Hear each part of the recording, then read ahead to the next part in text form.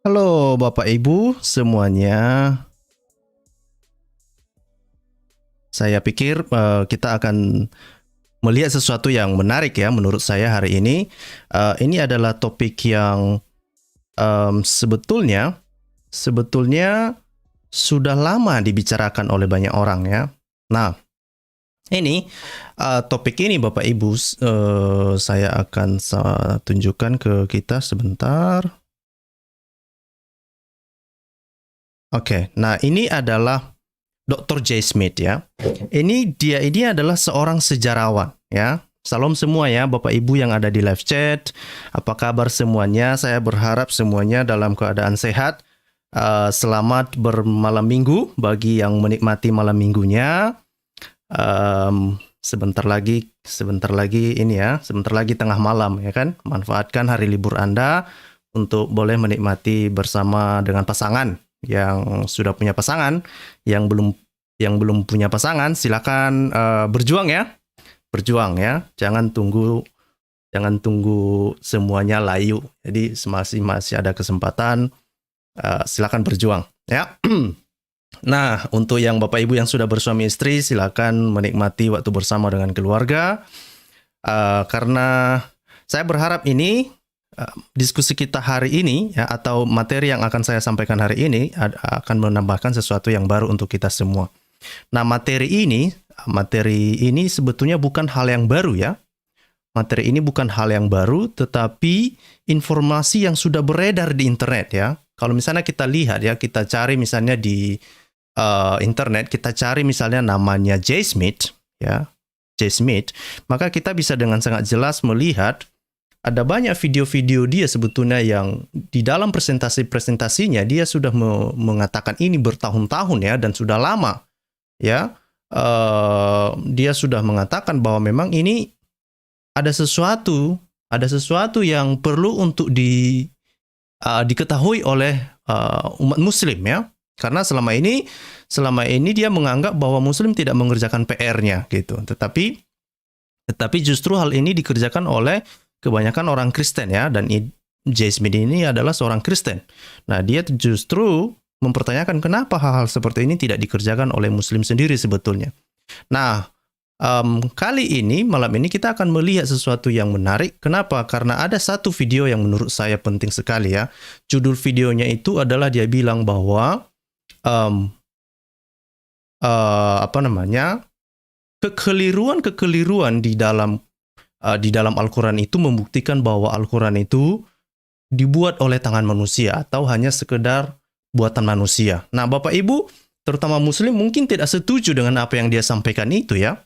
Nah, sekali lagi ini bukan dari saya, tetapi ini apa yang disampaikan oleh sejarawan namanya Dr. J. Smith. Silakan tidak setuju dengan dia, tetapi saya pikir untuk misalnya memilih untuk tidak setuju dengan apa yang dia sampaikan, silakan sampaikan fakta yang Anda miliki. Saya pikir itu jauh lebih bagus ya. Sama seperti yang dilakukan oleh Menachem Ali juga ya, ketika dia membawa bukti-buktinya, sekalipun bukti-buktinya itu sangat kadang-kadang hanya untuk ditertawakan saja. Nah, tetapi apa yang disampaikan oleh J. Smith, dia membawa bukti-buktinya gitu ya.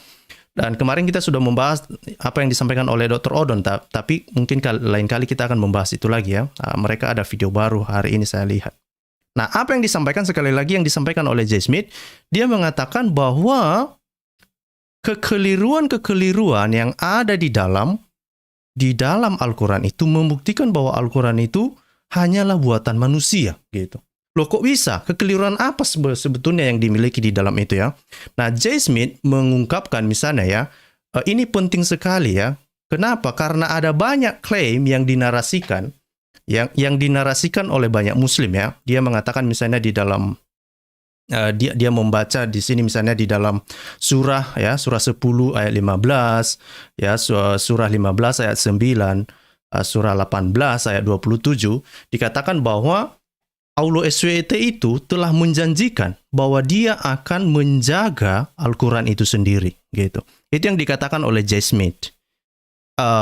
Bahwa Quran sendiri harus ya, atau setidaknya Allah SWT menjanjikan dia akan menjaga Al-Quran itu.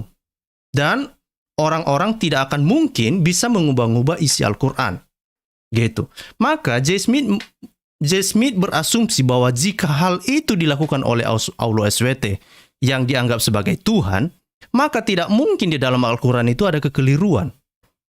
Ya kan? Itu yang pertama. Yang kedua, kalau itu berasal dari Allah SWT yang dipandang sebagai Tuhan, maka kekeliruan itu tidak mungkin ada misalnya kekeliruan-kekeliruan pada sejarah misalnya ya. Secara khusus nanti Dr. J. Smith itu akan menyinggung beberapa masalah sejarah ya, beberapa masalah sejarah di dalam hal ini. Nah, sebelum kita lihat nanti ya, nanti di dalam video ini saya akan tunjukkan beberapa hal yang dikritisi oleh Dr. J. Smith ini. Tapi sebelum itu saya mengajak Bapak Ibu yang mau berkenan untuk boleh subscribe bagi yang belum subscribe, kepada teman-teman muslim yang mau ngefans ya kan, untuk mendengarkan ada hal-hal yang baru tentang Islam, karena saya yakin hal-hal ini tidak akan dikasih tahu di komunitas muslim, karena ini topik-topik yang berat ya. Ini topik yang lumayan membuat banyak muslim pusing tujuh keliling. Kenapa tujuh keliling? Karena satu keliling pun sampai saat ini belum ada bantahan. Apa yang disampaikan oleh Dr. J. Smith ini gak ada pula bantahan sampai sekarang. Kadang bantahan yang ada itu hanya untuk mencari-cari alasan, tetapi tidak menjawab apa yang dihipotesa yang menjadi temuan-temuan daripada sejarawan-sejarawan ini gitu ya. Nah, jadi berterima kasihlah ya, ini sekali lagi kepada muslim, berterima kasihlah kepada J. Smith. Berterima kasihlah kepada dia karena dia mendedikasikan hidupnya bertahun-tahun, berpuluh-puluh tahun hanya untuk mempelajari ini untuk muslim loh ini. Untuk muslim. Betul loh. Nah, jadi Wak Sangkok, lapor Komandan Scott Ane dan Allah sudah subscribe. Terima kasih yang sudah subscribe ya. Mari kita bangun sama-sama kanal ini ya. Nah, kemudian kita lanjut. Nah, jadi apa saya? Jadi hilang konsentrasi saya. Oke, jangan dulu sebut-sebut nama saya. Hilang konsentrasi saya. Oke, jadi umat muslim di seluruh dunia harusnya berterima kasih kepada Dr. J. Smith karena dia mengungkapkan hal ini. Ya, karena Dr. J. Smith dia mengesampingkan dulu masalah iman. Dia hanya berfokus kepada fakta, gitu ya. Kalau orang sejarawan ini, ya biasanya kalau sejarawan itu melakukan penelitian, mereka mengesampingkan masalah iman dulu. Itu masalah iman nanti dulu, gitu. Dihilangkan dulu. Kemudian sejarawan ini biasanya ya, apalagi kalau misalnya sejarawan ini sangat tertarik misalnya masalah temuan-temuan arkeologi, maka mereka harus mengesampingkan pemahaman mereka saat ini, gitu ya. Mereka harus tinggalkan dulu pemahaman mereka saat ini. Karena kenapa? Mereka mau mencari tahu apa yang mau disampaikan oleh misalnya hasil penemuan dari arkeologi, misalnya begitu ya. Sama seperti yang kita bicarakan sebelumnya, bahwa contoh ya, apa yang tertulis di koin misalnya ya, dituliskan di dalam koin yang ditemukan pada tahun 691 itu tertulis Muhammad Rasulullah gitu ya. Nah, pemahaman muslim saat ini mengatakan Muhammad Rasulullah itu adalah syahadat kepada Muhammad gitu kan. Nah, tetapi baik Profesor Odon maupun baik Dr. Odon maupun Dr. J. Smith mengatakan beberapa waktu yang lalu, jangan impose itu, pengertian itu kepada sejarah sebelumnya. Karena kenapa? Bisa saja hal itu dimengerti berbeda pada masa itu. Justru Odon mengatakan bahwa Muhammad Rasulullah itu bukan merujuk kepada Muhammad, dan Muhammad bukan nama di situ. Justru dikatakan arti kalimat itu adalah diberkatilah dia yang datang di dalam nama Tuhan gitu. Nah, sama dengan apa yang dilakukan oleh J. Smith pada saat ini, dan itu yang akan kita lihat. Nah, pertama, mari kita dengarkan dulu apa yang disampaikan oleh Dr. J. Smith dalam beberapa klip ya, seperti yang dia sampaikan ini. Saya akan putarkan beberapa klip. Jadi intinya sebetulnya yang disampaikan oleh Dr. J. Smith, sekali lagi supaya kita bisa mengikuti alur cerita ini ya. J. Smith mengatakan Muslim di seluruh dunia, terutama polemikus Muslim, selalu mengklaim bahwa Al-Quran itu tidak pernah berubah, tidak ada kesalahan di dalamnya, dan semuanya sama dari satu ke yang lain, gitu ya. Tidak ada perbedaan di dalamnya, gitu. Itu klaimnya Muslim. Yang kedua, bahwa Al-Quran sendiri, ada ayat-ayat Al-Quran sendiri yang mengklaim bahwa Allah SWT menjamin bahwa dia yang akan menjaga Al-Quran itu sendiri, gitu. Nah, hal itulah dari premis-premis seperti itulah J. Smith ini mengangkat sebuah topik ini. Nah, tetapi di dalam penelitian Dr. J. Smith ini, dia menemukan banyak yang disebut dengan, yang disebut dengan anachronisme, ya, atau dalam bahasa Indonesia anachronisme, ya, anachronisme. Nah, anachronisme ini Bapak Ibu, kemarin saya tanya kepada Bapak Gracia Pelo, ya, saya berharap Bapak Ibu mendengarkan video sebelumnya. Jadi apa itu anachronisme ini?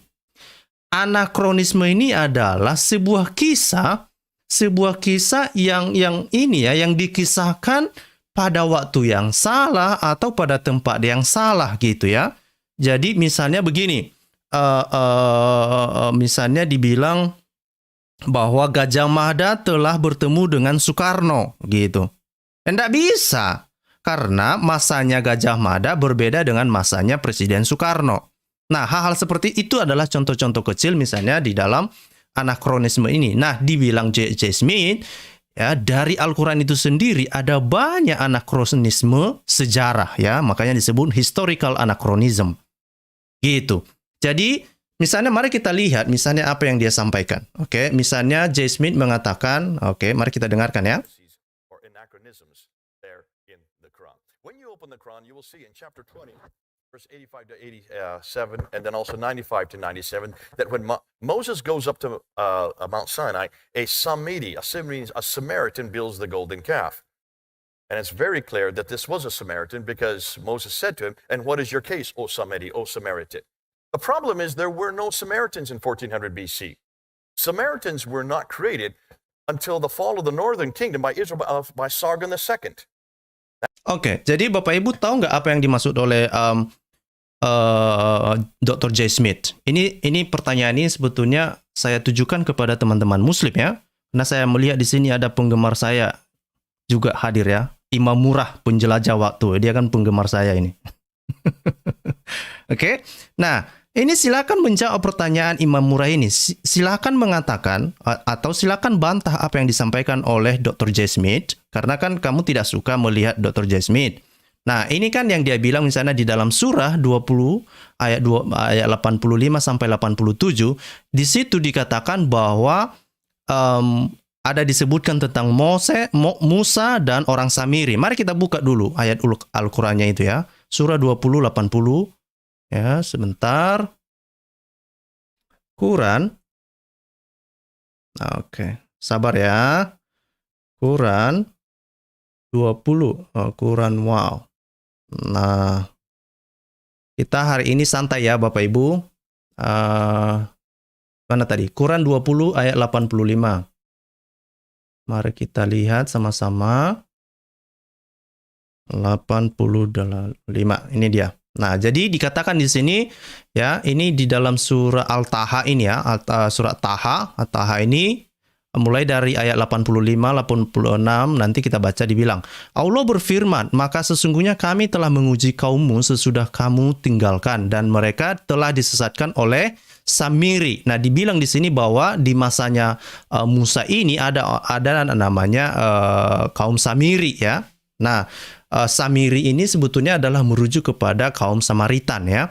Kemudian dibilang, ya, kemudian Musa kembali kepada kaumnya dengan marah dan bersedih hati. Berkata Musa, "Hai kaumku, bukankah Tuhanmu telah menjadikan kepadamu suatu janji yang baik? Maka apakah terasa lama masa yang berlalu itu bagimu, atau kamu menghendaki agar kemurkaan dari Tuhanmu menimpamu dan kamu melanggar perjanjianmu dengan aku?"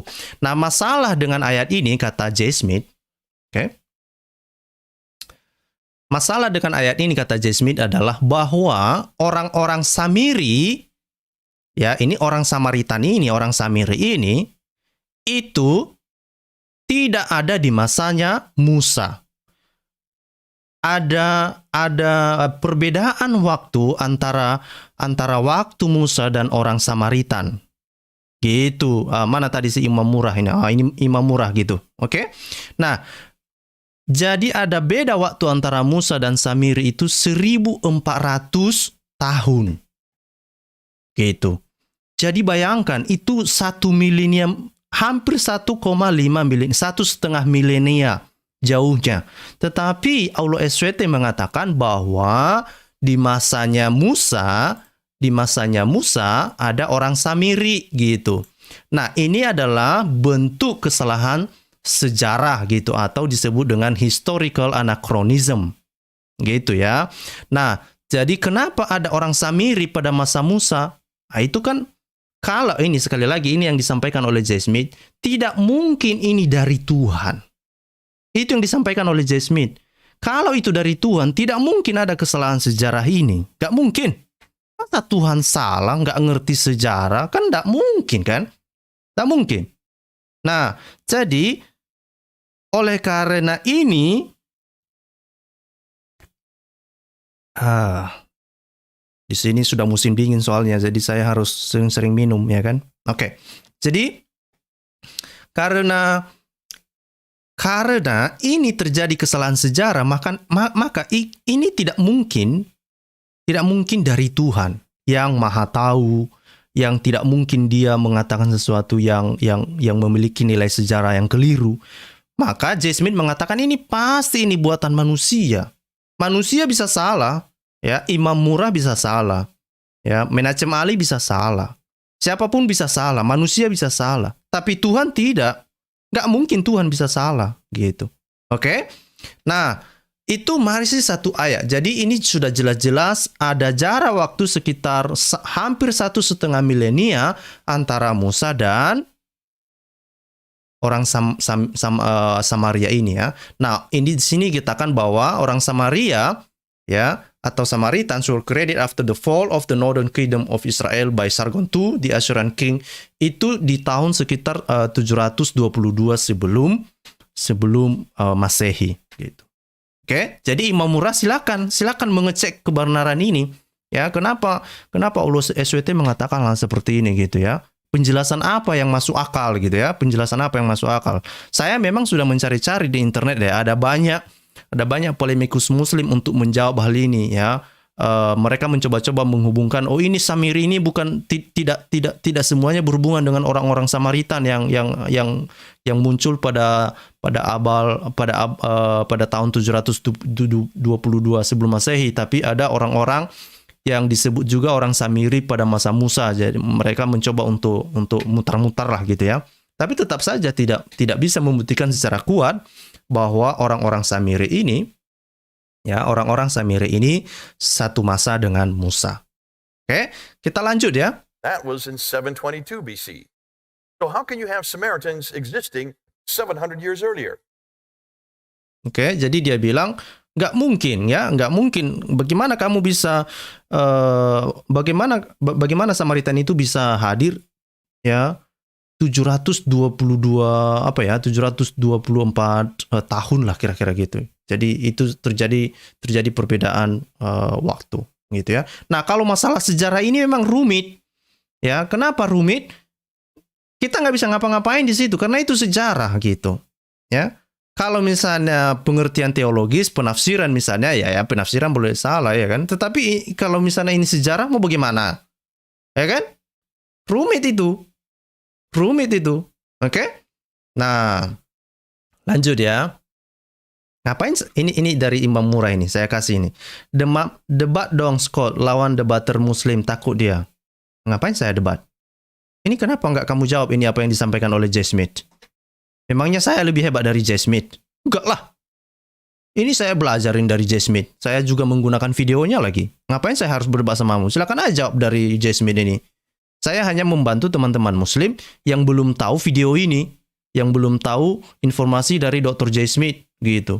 Jadi saya mencoba untuk membantu teman-teman Muslim yang belum tahu gitu. Ini sejarahnya loh. Ini kenapa J. Smith mengatakan hal demikian? Kenapa J. Smith mengatakan bahwa Al-Quran itu hanyalah buatan manusia? Ini loh alasannya gitu. Itu Imam Murah. Ngapain saya berdebat-berdebat? Ngapain? Cobalah dulu. Habisin waktu. Gitu ya. Kita lanjut.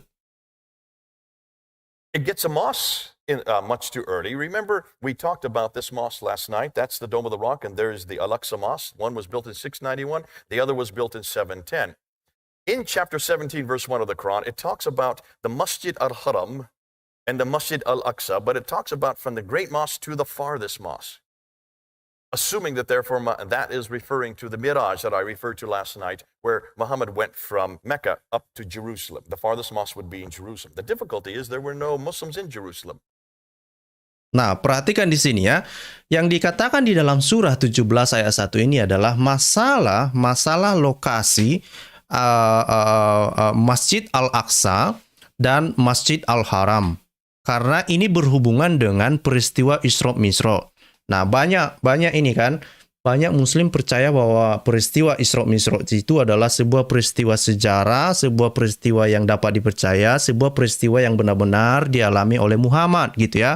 Nah, tetapi kalau itu benar-benar adalah sesuatu yang dialami oleh Muhammad, tetapi masalahnya adalah seperti yang dikatakan ya, seperti yang dikatakan oleh J. Smith bahwa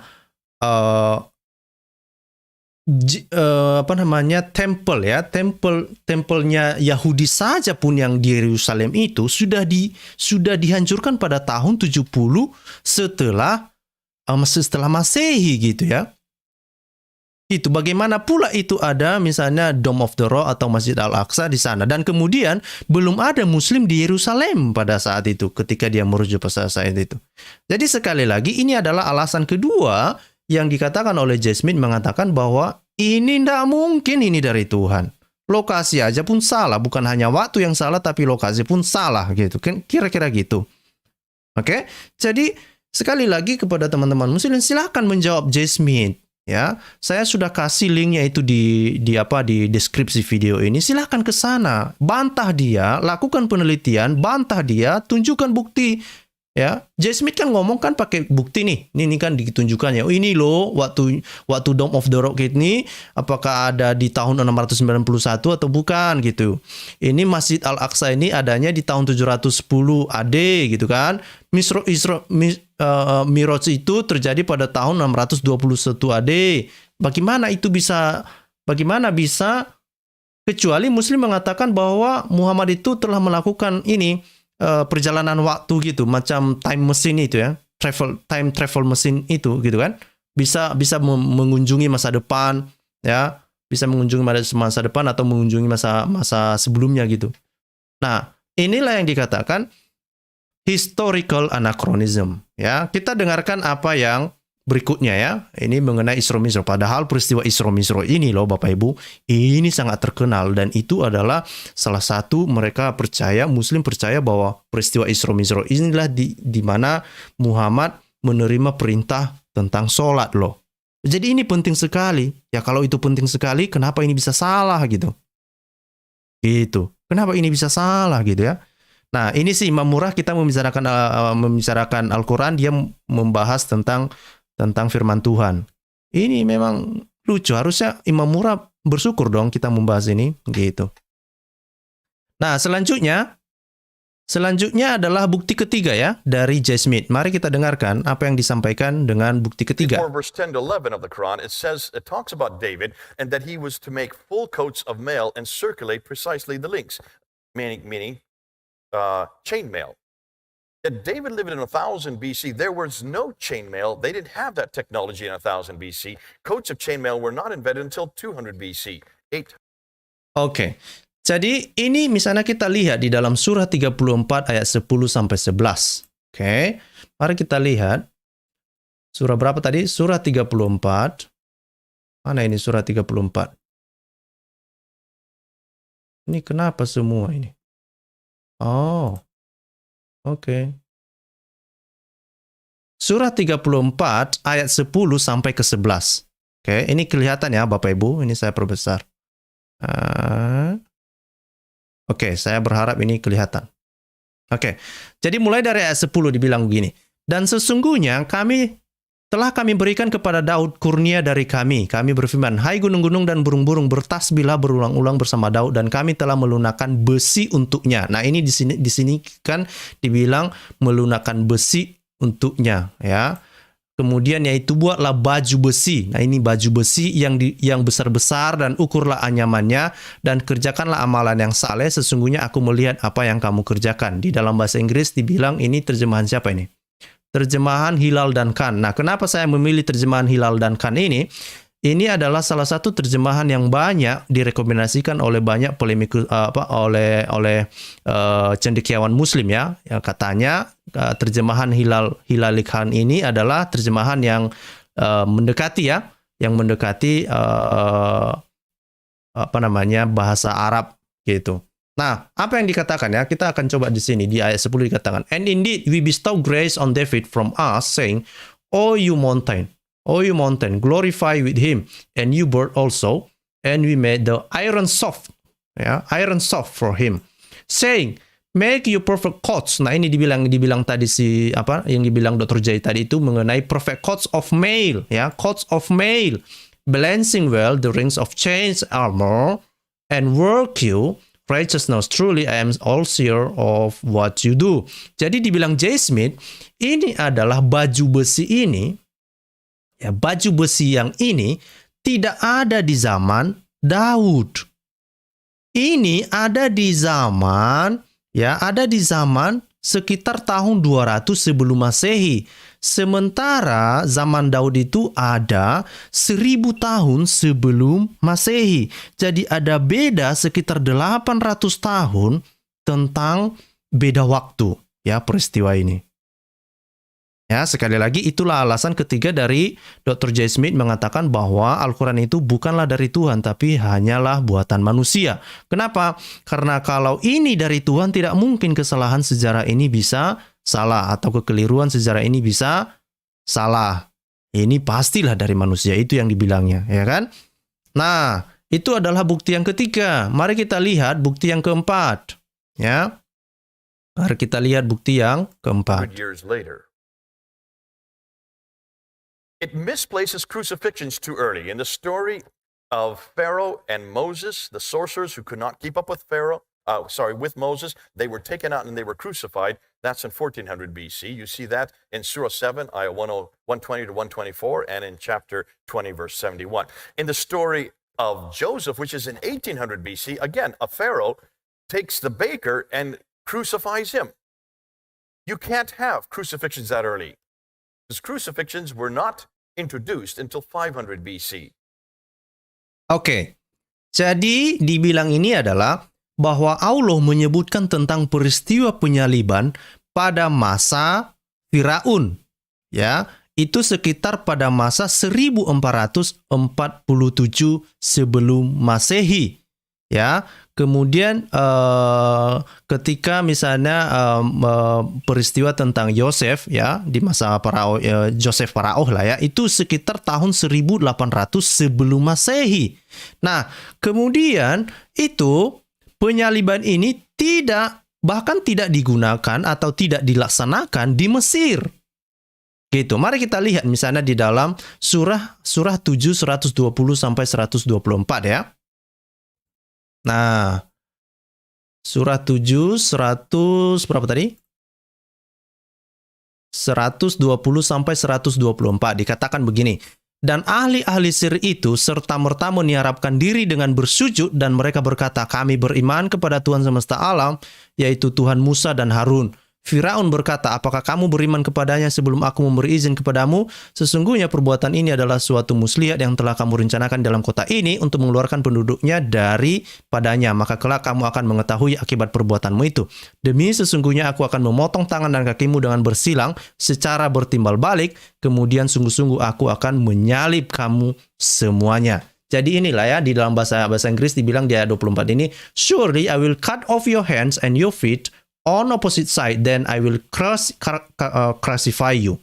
Jadi peristiwa penyaliban ini, Bapak Ibu, ya, ini dikatakan peristiwa penyaliban ini terjadi pada masa Firaun, gitu ya. Ini masa-masa Musa, ya, masa Firaun. Sementara dari sisi sejarah Dari sisi sejarah, ya, Dr. J. Smith mengatakan bahwa penyaliban itu baru diperkenalkan pada tahun sekitar 500 sebelum Masehi. Baru diperkenalkan sekitar tahun 500 sebelum Masehi. Aulo SWT di dalam Al-Quran mengatakan bahwa penyaliban itu sudah ada di tahun sekitar 1400 tahun sebelum Masehi pada masa Musa. Oke, itulah masalah yang keempat. Alasan kenapa Dr. J. Smith mengatakan bahwa Al-Quran bukanlah dari Tuhan, tetapi hanyalah buatan manusia. Oke, karena kesalahan-kesalahan atau kekeliruan-kekeliruan sejarah yang seperti ini.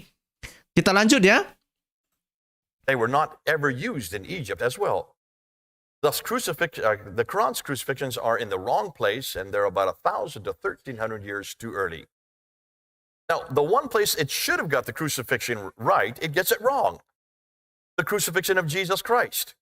He was not crucified according to Surah 4, ayah 157. Yet when you take a look at all the historical material from the first century, look at the historians who would refer to that crucifixion. You have Thallus and Phlegon who are debating it in 52 AD, just 20 years after the event. You have Tacitus who hated Christians. He was talking about it. Even he is the one that tells it happened during the time of Pontius Pilate, while Tiberius was emperor, proving that it had to happen in 33 AD. That's why we get the date for the crucifixion. He was a Roman. Jadi perhatikan, ini adalah salah satu perdebatan yang terus dan sampai sekarang bukan hanya polemikus muslim di Indonesia yang terus menolak bahwa Yesus pernah disalib. Tetapi seluruh polemikus di dunia selalu menyerukan mengatakan bahwa Yesus tidak disalib. Ya. Nah, begini teman-teman muslim, katakanlah misalnya apa yang tercatat atau katakanlah misalnya Alkitab itu nggak ada, ya. Kitab Injil itu nggak ada, katakanlah begitu ya. Tetapi apakah peristiwa penyaliban Yesus itu dicatat oleh sejarah selain orang Kristen misalnya? Benar. Jadi ada catatan sejarah ya, misalnya di dalam catatan sejarah ya, Talus Greek ya, Phlegon Greek, Lucian Greek, Satiris, Mara Ben Serapion, Josephus ya, Tacitus ya. Nah, jadi bukan hanya orang-orang Kristen, tapi orang-orang sejarawan non-Kristen pun mencatat tentang peristiwa penyaliban Yesus, gitu ya. Tetapi Al-Quran mencatat bahwa Yesus tidak disalibkan seperti yang tertulis di dalam surah 4 ayat 157. Saya tidak perlu lagi membuka itulah ya, karena itu adalah salah satu ayat yang paling terkenal dan seringkali didiskusikan baik oleh muslim maupun juga non-muslim ya. Jadi kita untuk mempersingkat waktu. Jadi intinya ini adalah alasan yang kelima. Kenapa Dr. J. Smith mengatakan bahwa Al-Quran bukan dari Tuhan, hanyalah buatan manusia karena kesalahan-kesalahan sejarah seperti ini, gitu ya. Nah, ini adalah alasan kelima. Bagaimana dengan alasan keenam? Mari kita lanjutkan lagi alasan keenam, ya kan? Apa alasan keenam, Dr. J. Smith? Silakan. Josephus, a Jewish historian, talks about the belief he rose again, about the crucifixion of Jesus Christ. Mary. In chapter 19, verse 28, it's a historian all talking about the crucifixion of Jesus Christ. Why did the Quran get it so wrong? And it's got the wrong Mary. In chapter 19, verse 28, it says, Mary, you have certainly done a thing unprecedented, O sister of Aaron. So Mary, the mother of Jesus, is the sister of Aaron. In chapter 6, verse 12, the same Mary who is the mother of Jesus is the daughter of Imran, who is the father of Aaron. And in chapter 20, verse 30, Aaron has a brother named Moses. So both Aaron and Moses, who are the sons of Imran, which is the biblical Amran, have a sister named Miriam, who is the mother of Jesus. Oke, jadi perhatikan di sini ya. Kekeliruan atau historical anachronism yang keenam adalah tentang bagaimana Aulo SWT itu salah tentang sejarah tentang Mary ya. Mereka menceritakan tentang Mary yang salah gitu ya. Dikatakan bahwa Maryam yang selama ini kita dengar bahwa Maryam itu ibunya ibunya Nabi Isa ya, dan Muslim mengatakan bahwa Nabi Isa itu adalah Yesus, gitu ya, kan kira-kira gitu toh. Nah, ternyata Maryam yang diceritakan itu adalah bukan Maria ibu Yesus, tetapi dikatakan bahwa itu adalah saudarinya Aaron ya, Harun ya, bahasa Indonesianya Harun. Kemudian saudaranya dan Harun itu adalah saudaranya Musa. Nah, banyak Muslim mengatakan itu karena orang Yahudi biasa menyebut leluhurnya itu dengan memanggil namanya, kira-kira gitu. Ya. Tetapi itu tidak bisa. Tidak bisa. Kalau misalnya kita lihat misalnya di dalam surah 19 ayat 28 ya. Mari kita lihat surah 19 ayat 28. Mana ini surah 19 ayat 28. Oke, nah ini dibilang di sini ya. Kelihatan ya. Hai saudara-saudara perempuan Harun. Hai saudara perempuan Harun. Ayahmu sekali-sekali bukanlah seorang yang jahat dan ibumu sekali-sekali bukanlah seorang pezina. Nah, sama siapa ini malaikat ini sedang berbicara? Ini berbicara kepada saudara perempuan Harun ya. Ya, ayahmu sekali-sekali bukanlah seorang yang jahat dan ibumu sekali-sekali pezina. Dan ini di bahasa Inggris dibilang di sini ya, lebih jelas lagi, bahkan mereka tambahkan di dalam kurung di sini ya. Oh sister, ya, dalam kurung yaitu ya, sister of Harun, ya. But he was another pious man at the time of Maryam. Your father was not a man who used to commit adultery, nor your mother was an unchaste woman. Jadi dikatakan bahwa Maryam yang mereka ceritakan sebagai ibunya Nabi Isa itu diceritakan bahwa itu adalah saudarinya Harun. Dan Harun itu adalah saudaranya Musa, ya. Jadi tidak bisa mereka berkelit mengatakan bahwa itu hanya untuk menyebut-nyebutkan saja, merujuk kepada leluhurnya. Tidak. Karena sudah jelas-jelas dikatakan Maryam itu punya saudara namanya Harun, dan Harun punya saudara namanya Musa. Oke, namanya Musa. Nah, untuk membenarkan ini, mereka tambahkan kalimat ini. Perhatikan ini, mereka tambahkan ini. Panjang kali mereka tambahkan ini hanya untuk menjelaskan bahwa mereka mencoba untuk menolak. Oh, ini bukan Harun yang dimaksud sana gitu ya. Taulah ya kan. Nah, tetapi bagaimana kita ini bisa pastikan bahwa ini adalah sesuatu yang sangat valid, sebuah kekeliruan sejarah? Ya, Dr. J. Smith juga mengutip misalnya surah 66 ayat 12. Oke.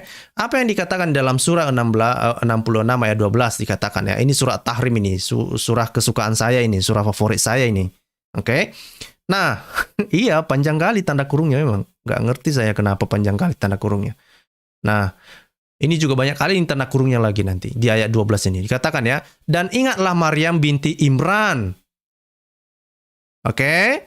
Jadi Maryam binti Imran yang memelihara kehormatannya, maka kami tiupkan ke dalam rahimnya sebagian dari ruh ciptaan kami, dan dia membenarkan kalimat rohnya dan kitab-kitabnya, dan dia adalah termasuk orang-orang yang taat.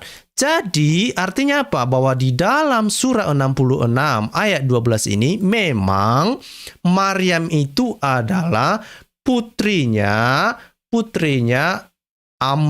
Imran. Nah, Imran ini siapa? Bapaknya Moses, bapaknya Miriam, bapaknya Harun.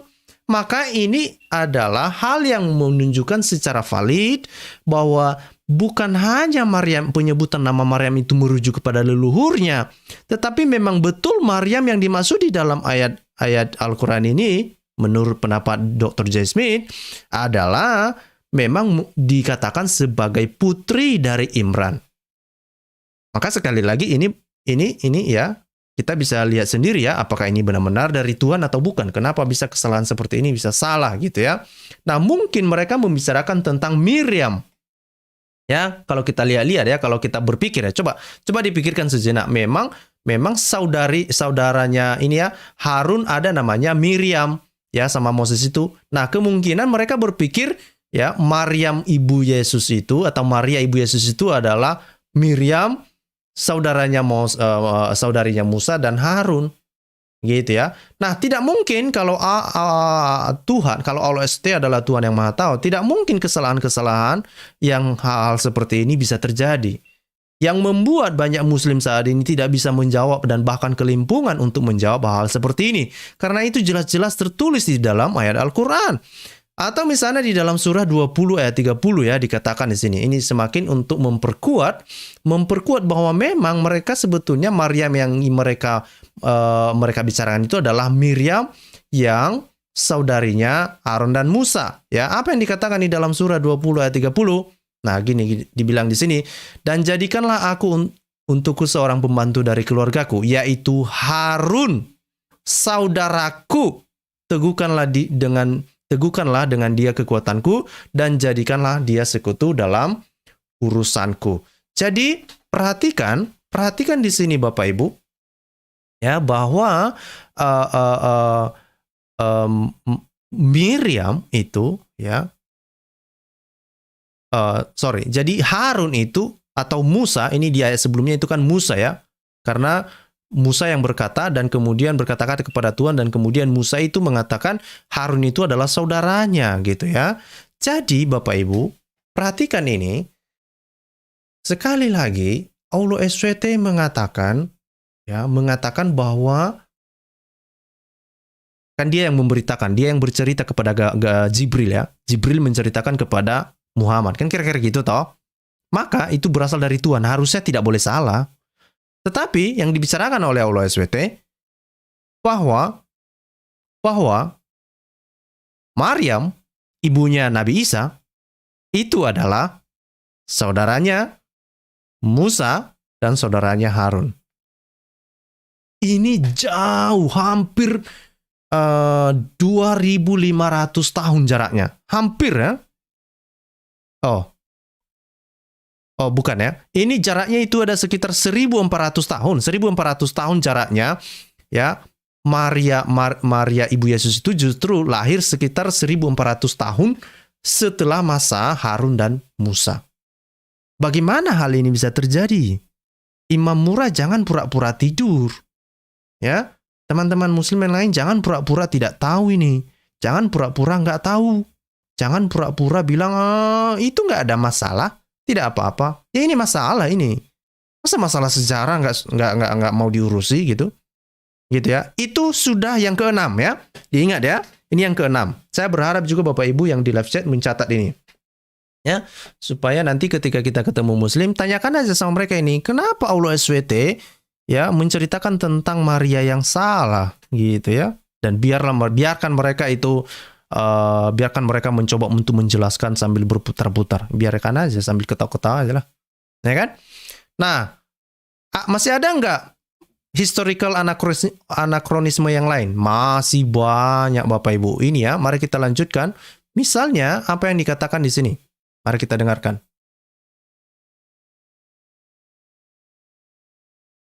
And it confuses the Qibla and the Kaaba. We saw that last night, so we won't reiterate that over again. It gets the wrong Qibla at the wrong place, finally gets the right Qibla for Mecca, not till 727, and finally was not made solidified until the 800s. And then today, now you'll see them all towards Mecca.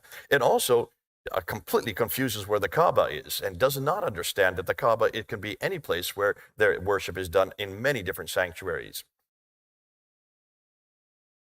Oke, jadi apa yang mau disampaikan oleh Dr. J. Smith di sini? Karena secara khusus memang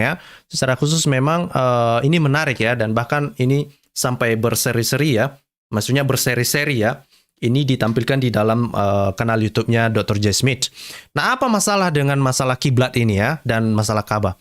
Nah, perhatikan, awalnya atau di dalam tradisi Muslim, mereka percaya bahwa Mekah itu yang Ka'bah di dalam Mekah itu adalah atau setidaknya Mekah itu dibangun oleh Abraham ya bersama dengan anaknya Ismail. Itu artinya kan sudah jauh-jauh hari sebelumnya, udah jauh hari Gitu ya. Artinya bahwa Mekah itu adalah salah satu tempat dan Ka'bah itu adalah salah satu tempat yang menjadi arah kiblat. Tetapi perhatikan, kalau itu awalnya, tetapi pada tahun 624 sampai 706, semua kiblat itu justru menghadap pada Petra, pada daerah Petra, atau sekitar Petra. Itu jauh sekitar 600 mil, lebih jauh di sebelah utaranya Ka'bah, atau lebih jauh dari, bukan Ka'bah, lebih jauh 600 mili di sebelah utaranya Mekah. Bayangkan, kalau memang betul bahwa Mekah itu dibangun jauh-jauh hari sebelumnya, ya bahkan kan itu kan Abraham dan Ismail itu kan sudah pasti setidaknya ada 2000 tahun sebelum, 2000 tahun ditambah 600 tahun punya Muhammad itu bilanglah 2600 tahun setidaknya. Ya, 2600 tahun harusnya Mekah itu sudah ada. Artinya sudah ada di zaman Abraham dan zaman Ismail. Tetapi kenapa pada tahun 624 sampai 706 justru kiblat itu mengarah kepada Petra yang 600 mili di sebelah utaranya Mekah? Kemudian barulah pada tahun 727 itu Mekah itu barulah dijadikan sebagai arah untuk kiblat. Gitu ya. Nah, kemudian barulah secara bertahap ya, tidak semua orang-orang atau tidak semua masjid juga itu mengarah kepada Mekah ya. Jadi hanya itu dimulai pada tahun 727 sampai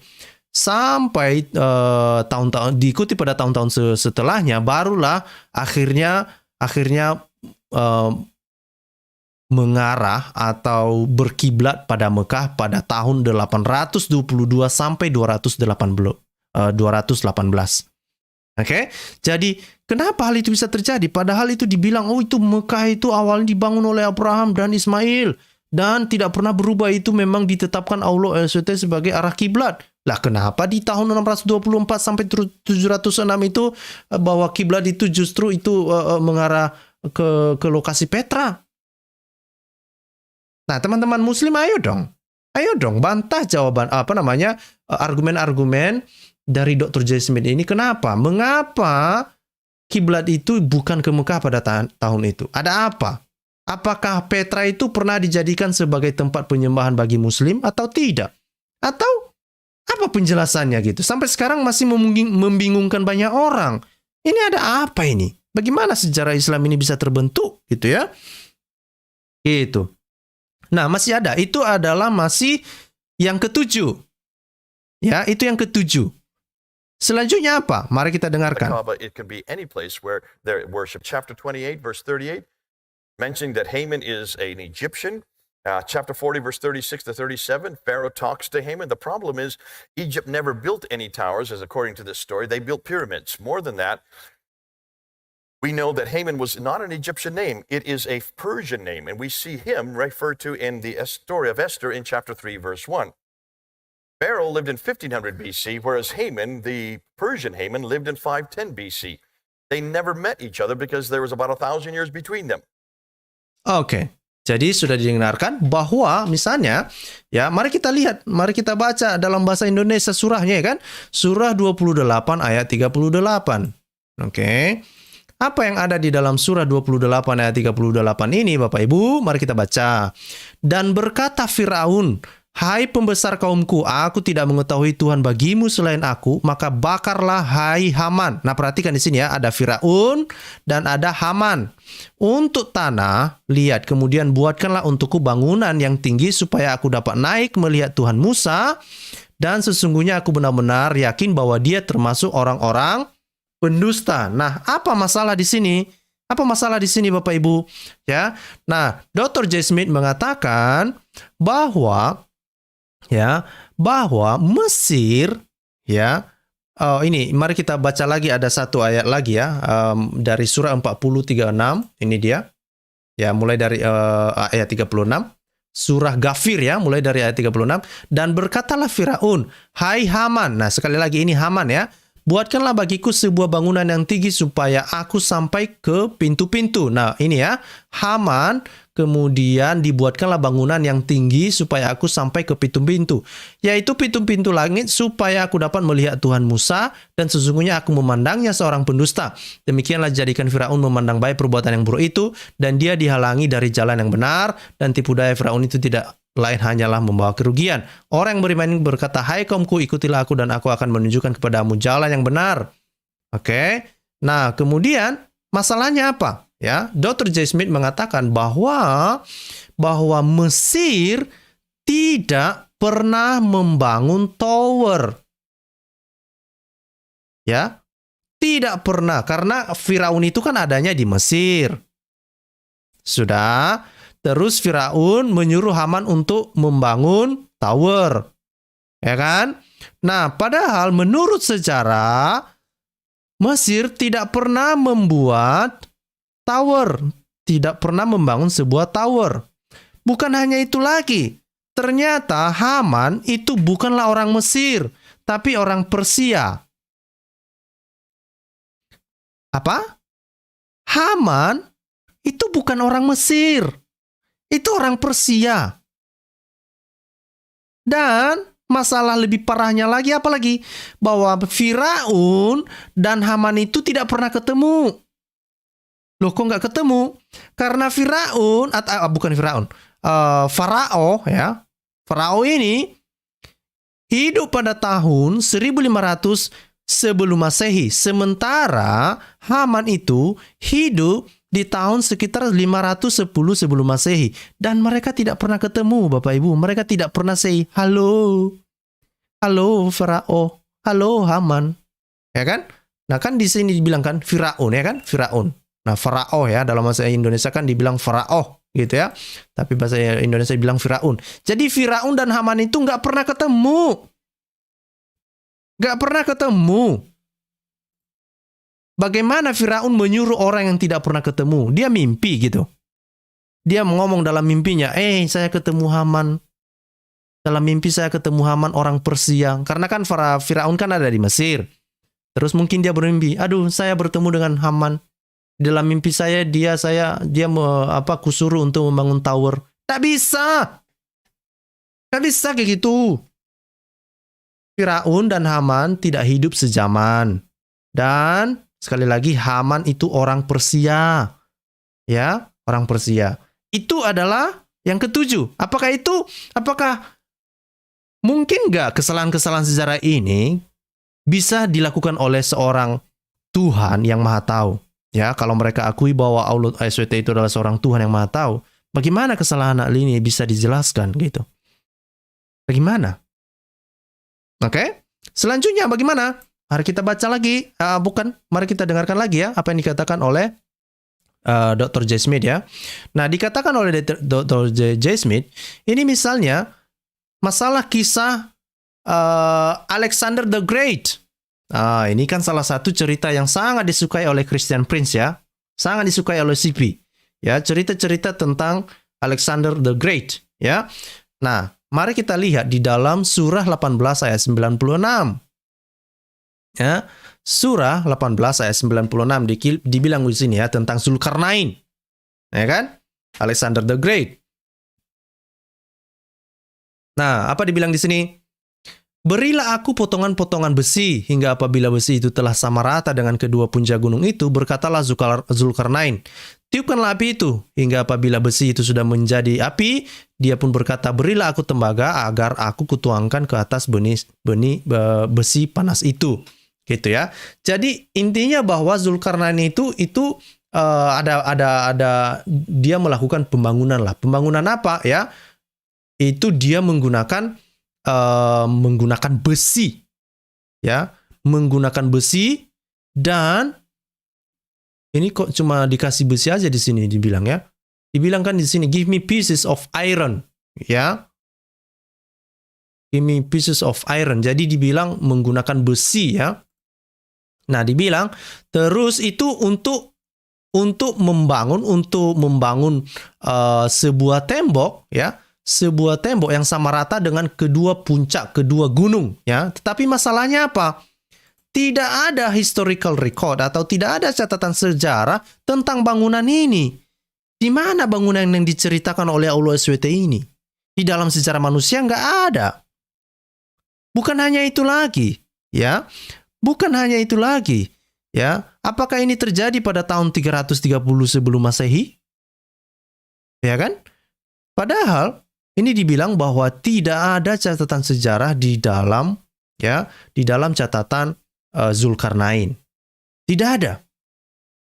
Tidak ada. Karena kenapa? Catatan yang misalnya kalau kita lihat tadi ya, bahkan catatan misalnya Musa itu yang 2000 tahun sebelumnya, ya itu bisa diketahui dari beberapa inskripsi kan kira-kira gitu toh. Nah, ini yang Alexander the Great ini atau Zulkarnain ini kan di 330 diperkirakan di tahun 330 sebelum Masehi kan. Nah, tetapi kan pembangunan yang setinggi gunung itu nggak ada. Nggak ada. Nah, sekali lagi, apakah ini mungkin dilakukan oleh Tuhan yang benar, yang Tuhan Maha Tahu? Silakan jawab sendiri. Ini yang ke-8 loh. Ini yang ke-8. Oke? Nah, masih ada nggak yang lain? Ya, kita lihat bahwa ini juga yang ke-9. Ya, misalnya kalau kita baca di dalam surah 12 ayat 20, mari kita dengarkan dulu apa yang akan dikatakan oleh Dr. J. Smith. To futuristic coins. We showed these on the wall, but I didn't unpack them for you. Remember it said that Joseph was sold for a few dirham counted out. Nah, perhatikan ya bahwa saya juga sangat sering mendengarkan dan saya pikir dirham ini sangat familiar kepada teman-teman kita Muslim ya, dan dirham itu salah satu mata uang negara ya. Mesir kalau nggak salah ya, mata uang Mesir ya gitu. Saya lupa gitu. Tapi dirham itu disebutkan di dalam Al-Qur'an, itu di dalam surah pasal 12 ayat 20 ya. Nah, surah pasal 12 ayat 20 dikatakan di sini, dan mereka menjual Yusuf dengan harga yang murah, yaitu beberapa dirham saja. Ya, dalam bahasa Indonesia pun dibilang dirham ya. Dan mereka merasa tidak tertarik hatinya kepada Yusuf. Dalam bahasa Inggris, terjemahan Hilali Khan, ya dibilang, and they sold him for a low price, for a few dirham. Ya, and they were of those who regarded him insignificant. Jadi mereka menjual Yusuf itu menggunakan koin dirham ini gitu ya. Nah, apa masalahnya? Bahwa kalau diperhatikan bahwa Yusuf itu hidup di tahun sekitar 1800 sebelum Masehi. Sementara koin dirham, koin itu baru diperkenalkan dan baru dicetak pada tahun 600-an sebelum Masehi. Oke? Jadi bayangkan Bapak Ibu, bahkan untuk penggunaan mata uang pun itu pun salah. Bagaimana pula dirham itu bisa digunakan pada masa Yusuf? Sementara itu, ya penggunaan koin-koin seperti ini, dirham seperti ini, belum ada pada masa itu. Bagaimana ini? Jadi teman-teman Muslim di luar sana, saya berharap silakan mengecek sendiri semua informasi yang disampaikan oleh Dr. J. Smith ini. Sekali lagi, berterima kasihlah kepada Dr. J. Smith yang membongkar ini, yang memberitahukan kepada teman-teman Muslim, ini loh yang perlu dipertanyakan di dalam klaim-klaim Al-Quran. Ini loh yang harus yang perlu dikerjakan ya. PR ini yang harus dikerjakan oleh teman-teman Muslim untuk menjawab ya ujian sejarah lah kira-kira gitu ya.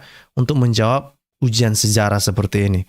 Ya kalau enggak, bagaimana teman-teman Muslim meyakini bahwa Al-Quran itu berasal dari Tuhan yang Maha Tahu kalau semua kesalahan-kesalahan ini terjadi? Maka itulah kenapa Dr. J. Smith mengatakan ini Al-Quran ini ya, seperti di judul videonya itu dibilang ya, historical errors prove the Quran is made by man.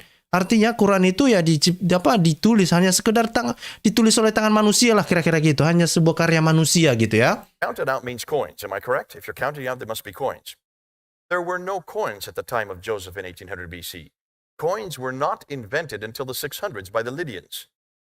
So what coins existed at the time of Joseph, 1800 BC? And obviously, this was written long before coins. Well, this was written long after coins were made and redacted back to the wrong person doing the wrong thing. But what about the Bible? Does the Bible get this wrong? When you look at Genesis 37:28, it says, Nah, jadi ini Dr. J. Smith coba ya menghubungkan khusus kepada masalah kisah Yusuf ini. Apakah Alkitab mencatat kisah Yusuf ini? Apakah dirham mencatat sebagai mata uang ya ketika terjadi penjualan Yusuf ini kepada sebuah kaum itu ya? Mari kita dengarkan. Joseph is sold for 20 shekels. A shekel is a weighted measure. 20 shekels is about 0.2% of a silver. Of silver. When you look at the Nuzi tablets and the Mari tablets, you will see that the price of a slave exactly fits what we see in Genesis 30. Jadi justru di dalam sejarah justru itu lebih cocok kalau kita misalnya itu lebih cocok di dalam tulisan di dalam perjanjian lama ya. Di dalam perjanjian lama itu menggunakan shekel ya, kira-kira gitu ya, dan itu adalah untuk harga yang diberikan untuk seorang budak yang mau dijual, kira-kira gitu. Itu yang dikatakan oleh J. Smith. Dan justru penggunaan dirham itu adalah sebuah masalah yang sangat besar. Karena koin itu baru diperkenalkan pada tahun 600-an sebelum Masehi. It just turns out to be correct. But I'm still curious about that dirham. Because dirham is a specific coin. It's the name of a coin. Did you remember last night? When were the dirhams introduced? They were introduced in 661. There were no dirhams before 661 because all the Arabs would have used drachmas. Nah, perhatikan di situ Bapak Ibu. Jadi dibilang J. Smith, tidak ada koin dirham sebelum tahun 661 sebelum Masehi. Oke, tidak ada koin. Tetapi bagaimana Yusuf diperjualbelikan menggunakan dirham? Bagaimana ini? Either Greek drachmas or Byzantine drachmas. They took the drachmas and then they introduced their own coins in 661. Remember, they took the emperor's image off and put the caliph's image instead? You saw those last night? Which means there could be no dirhams before 661. So, jadi apa yang digunakan sebelum 661 ini? Mereka menggunakan drachma. Ya, kemarin kita sudah melihat beberapa koin yang daripada daripada Dr. Odon ya. Jadi Odon sempat menunjukkan beberapa jenis-jenis koin itu ya. Dan di tahun 661 itu ada koin drachma itu yang diperkenalkan ya, yang diperkenalkan untuk mensubstitusi atau menggantikan penggunaan drachma itu dan digantikan dengan penggunaan koin dirham itu gitu ya. Well, how could they be in a Quran referred to by a man who died in 632? That's 30 years too early. Ooh, I love that. Unless, of course, Muhammad was prophetic. So when you look at these anachronisms, what we notice is the authors of the Quran do not seem to know history very well. God would not make these kind of mistakes. Man would. Oke. Udah dengar apa yang dibilang oleh Dr. Z. Smith? God would not make these kinds of mistake. Man would. Artinya apa? Tuhan tidak mungkin melakukan kesalahan tersebut, tetapi manusia dapat melakukannya. Oke? Karena begitu banyak tadi kesalahan-kesalahan histori yang tadi itu ya. Histori yang disebut dengan istilah historical anachronism. Ya, mari kita biasakan diri kita. Saya juga baru membiasakan diri saya untuk mengingat kata ini, historical anachronism ya, karena ini menurut saya juga hal-hal yang baru yang perlu kita ketahui bersama, dan itu biarlah kata ini menjadi kata-kata yang familiar dan kita akan memperhadapkan kata-kata ini kepada teman-teman muslim ketika mereka berbicara dengan kita, kan kira-kira gitu toh. History very well. God would not make these kind of mistakes, man would. This is further proof that the Quran includes intentional human intervention. Oke, jadi kesimpulannya seperti itu apa yang disampaikan oleh Dr. J. Smith ya. Ya, dia mengatakan bahwa itu tidak mungkin dilakukan oleh Tuhan kalau dia Maha Tahu. Ya, dan ini sebagai bukti ya mereka karena ada banyak lagi penelitian-penelitian yang mau mereka lakukan, dan dia mengatakan ini adalah salah satu bukti yang semakin kuat, yang semakin menguatkan bahwa Al-Quran itu telah diintervensi oleh tangan-tangan manusia. Jadi standar narasi standar yang selama ini dinarasikan oleh teman-teman Muslim mengatakan ini Al-Quran ini dipelihara oleh Allah SWT, ya, dan tidak mungkin ada kesalahan sejarah di dalamnya, tidak mungkin satu pun ada kesalahan di dalamnya. Tetapi Dr. J. Smith mengatakan, ya setidaknya ada 8 kesalahan sejarah deh. Terus teman-teman Muslim mau ngomong apa? Pura-pura nggak dengar, pura-pura tidur, atau pura-pura nggak mau tahu? Bagaimana ini? Saya nggak tahu lagi lah. Ya kan? Saya berharap teman-teman Muslim kerjakan PR-mu. Kerjakan PR-mu, cari tahu semua kebenaran ini. Jangan biarkan Dr. J. Smith itu menghancurkan Islam ya. Jangan. Ya. Kalau kamu tidak mau Islam ini hancur di tangan Dr. J. Smith, maka buktikan bahwa apa yang dikatakan Dr. J. Smith itu salah. Menurut sejarah. Bukan hanya koar-koar di alam sana mengatakan, kamu penipu Dr. J. Smith, kamu pembohong, itu nggak benar. Tetapi kamu nggak bisa menunjukkan, tidak bisa menunjukkan bukti. Itu sih hanya mempercepat kerjaannya Dr. J. Smith untuk membuktikan bahwa Islam itu hancur gitu. Jangan biarkan Islam hancur, teman-teman. Muslim, ayo dong, semangat ya kan? Semangat belajar. Jangan biarkan Dr. J. Smith menghancurkan Islam. Jangan. Apalagi sekarang Dr. J. Smith berkolaborasi dengan Dr. Odon. Dan Odon juga mengatakan standar narasi-narasi Islam yang selama ini dikembangkan itu semua salah itu. Banyak sekali ya, bukan semua lah. Kita bilang banyak yang salah. Ya, termasuk misalnya penggunaan syahadat itu ada Muhammad Rasulullah itu. Gitu. Jadi jangan biarkan orang-orang itu menghancurkan Islam. Ini berterima kasih kepada saya mengingatkan kamu teman-teman Muslim di sini. Oke? Dan kalau kamu tidak yakin bahwa kamu bisa membuktikannya, lalu kamu punya apa lagi di tanganmu sekarang? Alasanmu mempercayai Al-Quran itu apa lagi kalau kamu tidak bisa membuktikan bahwa Al-Quran itu betul? Bahwa Al-Quran itu, bahwa Allah SWT itu mengatakan hal yang benar sesuai dengan fakta sejarah, tetapi dibuktikan sebaliknya, lalu kamu meyakini apa? Maka ini penting bagi orang Kristen, mana ada pengaruhnya.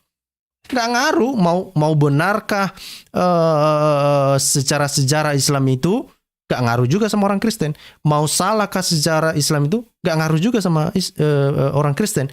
Yang berpengaruh itu kepada imannya Muslim. Makanya sekali lagi saya bilang tadi, berterima kasihlah kepada orang ini. Dan sekaligus jangan biarkan orang ini menghancurkan Islam. Jangan. Ya.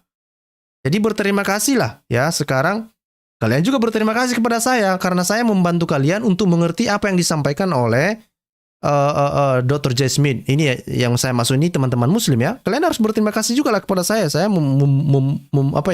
mencoba untuk breakdown itu ya, breakdown masalah apa yang dikatakan oleh historical anachronism yang disampaikan oleh Dr. J. Smith ini, supaya teman-teman Muslim menyadari ya, setidaknya dari dalam, dan punya bahan diskusi ketika mau bertemu dengan ustadz-ustadz, dengan ahli-ahli sejarah Muslim. Kerjakan PR-mu. Kerjakan PR-mu. Kalau tidak, ya apalagi mau kamu pegang? Apalagi mau kamu pegang? Gitu ya. Nah, itu saja yang mau saya sampaikan malam ini. Besok, karena saya melihat ada sebuah video yang sangat menarik hati saya. Dari, masih yang sama ya. Ada pertanyaan yang diajukan. Ada pertanyaan yang diajukan kepada Odon ya, terkait dengan hasil penelitian Odon sebelumnya. Oke. Nah, pertanyaan itu adalah mengapa Al-Quran atau mushaf Al-Quran yang ditemukan awal itu tidak ada dotnya. Ya, dan kemudian di hari kemudian ditambah-tambahkan dotnya.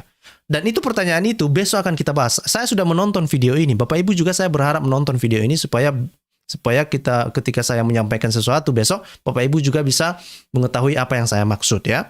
Nah, ini linknya akan saya share di private chat. Saya senang dengan penelitian orang ini karena saya suka sekali melihat sejarah ya. Ya, karena sejarah tidak bisa berbohong. Koin tidak berbohong. Ya. Manusia bisa berbohong. Ya, kamu bisa berbohong, saya bisa saja berbohong, atau jangan taruh kepercayaanmu kepada saya. Tapi kalau koin tidak bisa berbohong. Ya. Koin tidak bisa berbohong, dirham tidak bisa berbohong. Gitu. Atau misalnya tower itu nggak bisa berbohong. Ya. Firaun, keberadaan Haman itu tidak bisa berbohong. Itu ada nilai sejarahnya, ada rentang waktu sejarahnya. Maka untuk itulah, teman-teman Muslim, kerjakan PR-mu. Jangan biarkan orang-orang ini menghancurkan Islam. Oke? Tetapi kalau kamu setuju dengan apa yang disampaikan oleh mereka ini, lalu kenapa kamu masih... Apa yang kamu tunggu? Kira-kira gitulah. Silakan berpikir, oke? Itu aja dari saya. Semoga Tuhan Yesus memberkati kita semua. Dan kalau Bapak Ibu berkenan, silakan untuk subscribe ke channel ini. Dan silakan bagikan video-video kita juga. Supaya banyak orang tahu. Dan terutama kepada teman-teman Muslim, supaya banyak teman-teman Muslim tahu. Nah, perhatikan di sini, bantu teman-teman Muslim yang lain. Hey, teman-teman Muslim yang lain, ini loh yang disampaikan Odon, udah dibantu oleh Scott untuk untuk breakdown masalah yang disampaikan oleh J. Smith misalnya. Ayo kita lihat ini, mari kita tonton sama-sama supaya kita bekerja sama-sama untuk menyelesaikan masalah ini. Gitu. Jangan asal keluar-keluar saja. Oh, ngamuk-ngamuk di sini, kamu penipu. Kami penjahat. Kamu tidak bisa dipercaya. Ya, jangan begitu. Gitu. Itu saja dari saya. Tuhan Yesus memberkati. Salam semuanya. Sampai jumpa di acara-acara selanjutnya. Salam.